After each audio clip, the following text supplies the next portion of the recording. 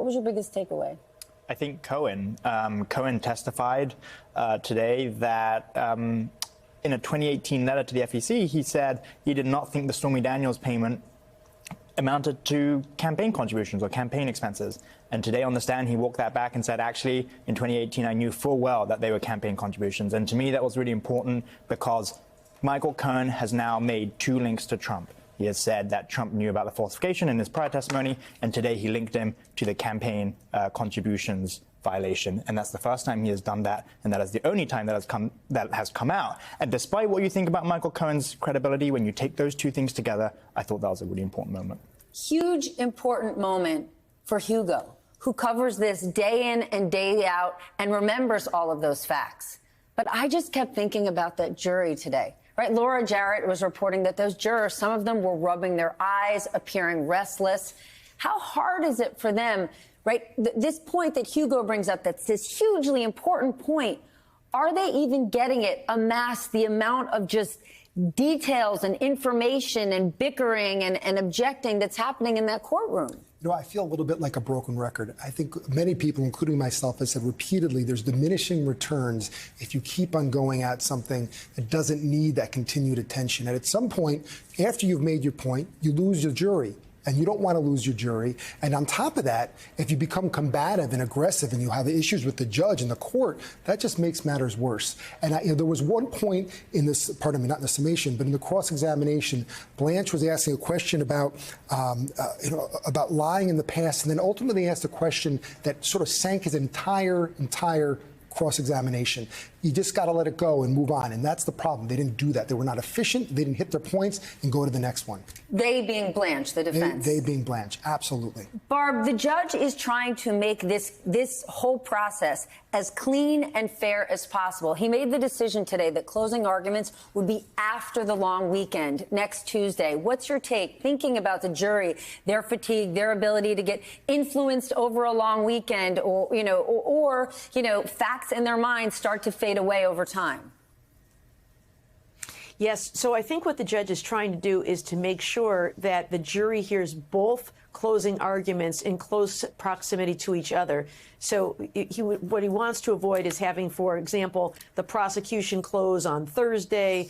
We have a day off Friday as well as Monday. And then it's not until next Tuesday that they hear the defense case, and then they begin deliberating 4 days after they heard the prosecution case, when they may have forgotten some of those details. And so I think that despite the fact that it might be less efficient than it could otherwise be, it might add an extra day at the back end.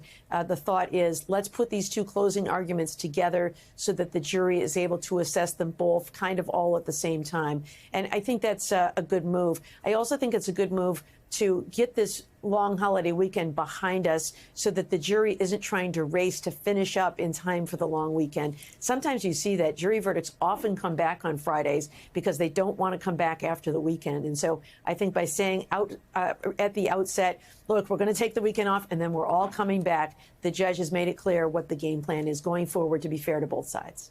Hugo, I want to talk about language that we heard today, language around Trump's businesses, right? Like phrases like friends in high places, we're going to stay strong, or who's going down, right? Ideas that someone's going to get grossed up, meaning the lawyer will be paid more, or a salaried employee possibly getting a retainer, the idea not to use email or text messages or sending checks to a bodyguard, okay? None of the things I just laid out are how good, honest businesses operate. Yet Donald Trump ran in 2016 and 2020 and still today claims to be the CEO president of a business that's clearly not being run on the up and up.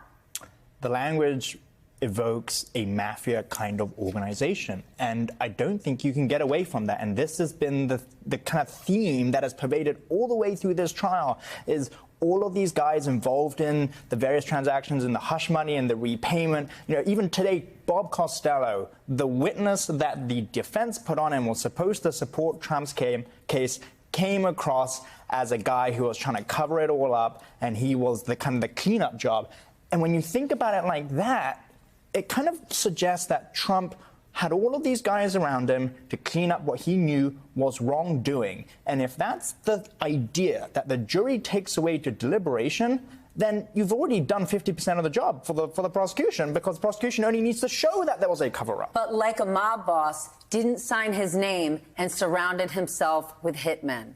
I would take that theme even further. And as the prosecution, you're going to go and say, you know, you don't like Michael Cohen. Michael Cohen's a bad actor. Michael Cohen has done some bad things. But who are you going to get to point to the worst guy?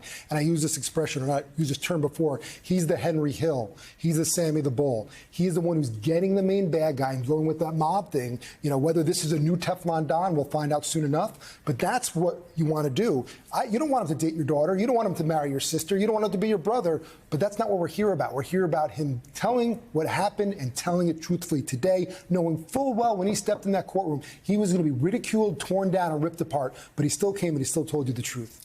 Barb, do you think the prosecution made their case?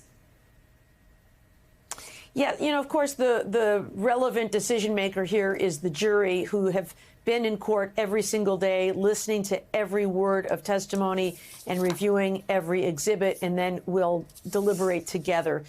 So it's difficult to predict what a jury will do.